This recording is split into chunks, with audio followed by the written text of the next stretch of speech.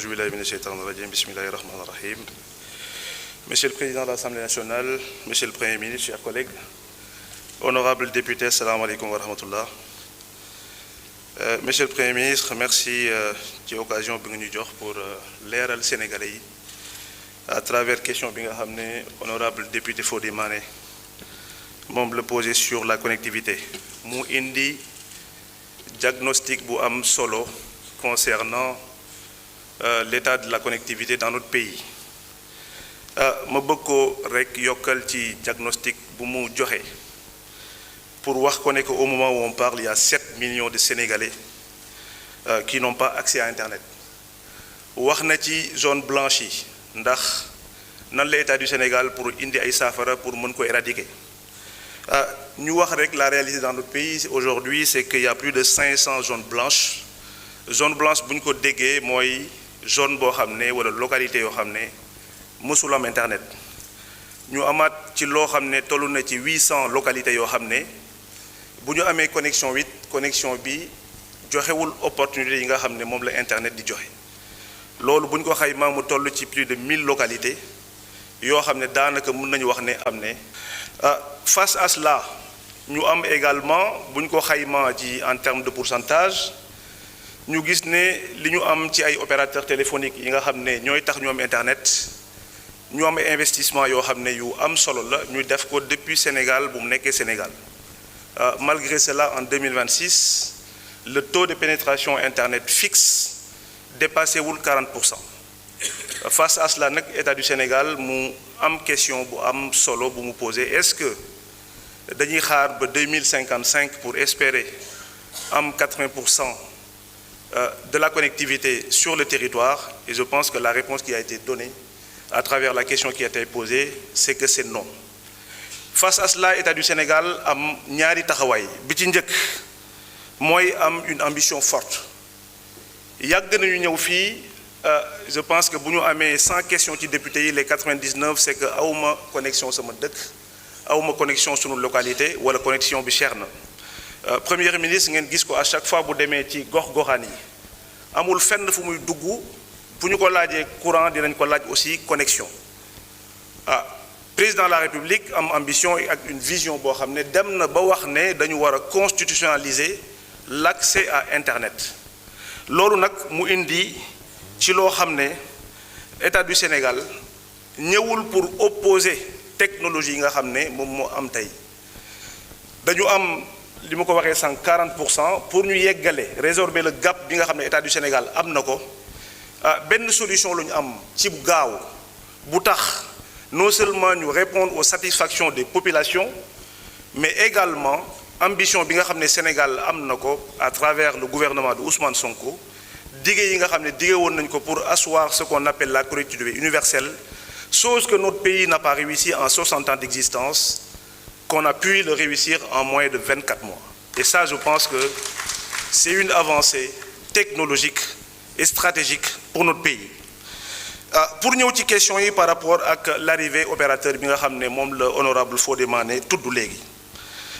ñu wax ne d'abord ñun ñi nga xam ne dañu nekk secteur télécom mënuñu jug rek def lu ñu neex dafa am lu ñu tënk muy ay lois et des règlements de ce pays à travers ce qu'on appelle le code des communications électroniques loo xam ne bu opérateur di ñëw ci dëkk dafa am processus bu rigoureux boo xam ne moom lay suivre est-ce que respecte na le règlement ou pas et assurance bi mën a jox honorable député Fodé Mané mooy ce dossier a été traité de la manière la plus rigoureuse possible et que processus bi au même titre que les fournisseurs d'accès Internet yu am sunu dëkk subir na processus boobu noonu beneen élément bi ma ci mën a indi également wax na ci protection des données personnelles ci kaw processus boobu ma tudd léegi comité bi nga xam ne moom mooy gérer la protection des données personnelles au Sénégal nekk na ci communauté bi à travers le ministère bi nga Finances la présidence de la République le MCTN ñëpp ñi nga xam ne war nañ ci jël ay dogal jël nañ ko ci ba Sénégal ñu mën a respecter de la manière la plus rigoureuse li nga xam ne dañ koy respecter ci opérateur boobu dina ko respecter ci dëkk bi également infrastructure yi nga xam ne li ñuy wax la passerelle Internet qui va permettre demain à ce que données personnelles yooyu noonu fu muy jaar pour ñu mën ci indi sécurisation bi war également ñu mën ko indi wax na également sur la contrepartie financière maa ngi wax avancée technologique bi nga xam ne gouvernement de Ousmane Sonko indi na ko mais également le président de la République et le Premier ministre nous ont demandé d'impacter les populations parce que Internet fu mu yegg aujourd'hui gis nañu ne c'est une question de sécurité nationale député wax na ko sànq wax na am na zone frontalière yoo xam ne soo fa demee tey li ngay capter mooy réseau Gambie wala réseau dëkk yi nga xam ne c'est des pays frontaliers loolu pour ñu mën ko dindi il faut que ñu essayer de faire en sorte que toute parcelle de terre dans ce pays mu mën a am Internet au même titre que ñi nga xam ne Dakar la ñu war dëkk wala ñu dëkk ci dans les zones urbaines dem nañu ba Sénégal léegi daanaka kenn dematul village les directeurs les ministres wala boo ku dem village doo fa yendu parce que amul connexion Internet dafa nekk loo xam ne dafa am solo ba tax na sur le plan sécuritaire dina mën a indi lu bari mais sur le plan économique également dina permettre à l'État du Sénégal mën a indi lu bari ñu indi sur les impacts l'État du Sénégal a décidé également de doter de 1 million de Sénégalais à l'accès à Internet gratuitement non seulement Internet dina dem fépp dootul yamate rek maa ci 40% de la population à partir de février 2026 Sénégal am na une couverture universelle mais également l'État du Sénégal a fait le choix mu jël zones yi nga xam ne c'est les zones les plus vulnérables moo xam école la moo xam université la moo xam dispensaire la moo xam plan Diomaye Casamance la moo xam c'est des wifi communautaires ñu dem ci village boo xam ne comme ni ko waa ASER di defee fu ñu def courant ñu mën fa def Internet parce que jàpp nañu ne ñi nekk Dakar ñi nekk ci village yi wala dans les zones reculées ils doivent bénéficier au même titre à Internet ci ñi nga xam ne dañu nekk dans les zones reculées en termes d'impact plan bi nga xam ne moom la État du Sénégal parce que j'entends souvent on parle ban contrepartie financière la ñu joxe li ëpp solo mooy 1 million de Sénégalais yu ñu jox Internet benn mais également lan la Sénégalais économiser aujourd'hui en termes la mën laa am en termes d'économie ci déploiement de 1 million Sénégalais ak le fait que mu indi satellite aussi ci dëkk bi aujourd'hui sur les 5 ans je rappelle pour répondre à la question aujourd'hui opérateur bi nga tudd noonu am na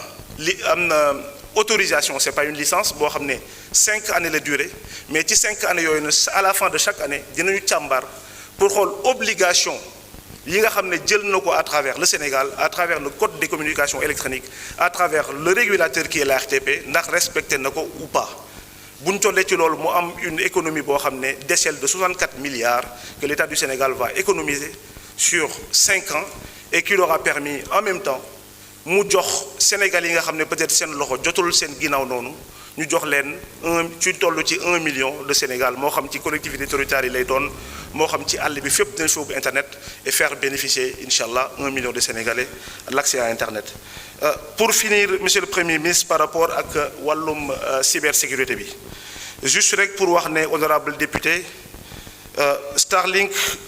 ce n'est pas une fin en soi c'est un outil d'une stratégie nationale et cette stratégie c'est aucun Sénégalais vraiment aucun Sénégalais ne doit rester au bord de la route numérique ci wàllum cybersécurité bi loolu aussi ñu ci wax de manière très sérieuse parce que nekkul question boo xam ne question bu isolée la su ngeen gisee rek semaine bi ci ginnaaw li ñuy tuddee DGFIP muy la direction générale des finances publiques de la France mu méngoog suñu DGID semaine bii ci ginnaaw rek jël nañ fa lu mat des centaines de milliards de données yoo xam ne ay cyberattaques ñoom ñoo ko jël dafa nekk lu may minimiser wala nekk lu may xeeb wala nekk lu may wax ne Sénégal daf ci bañ a jël ay matuwaay li ma ci mën a wax loolu mooy c'est un phénomène qui est là boo xam ne qu'il faut combattre nous avons hérité li may wax une dette cyber. Merci monsieur le ministre. Merci waaw xam naa dinaa ñëwaat peut-être que su ko tànnee. Monsieur le ministre du Transport.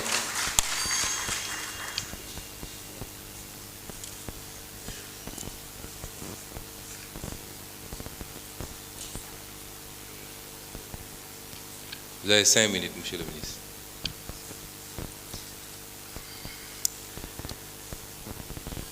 Monsieur le Président de l'Assemblée nationale, Monsieur le Premier ministre, chers collègues, honorables députés,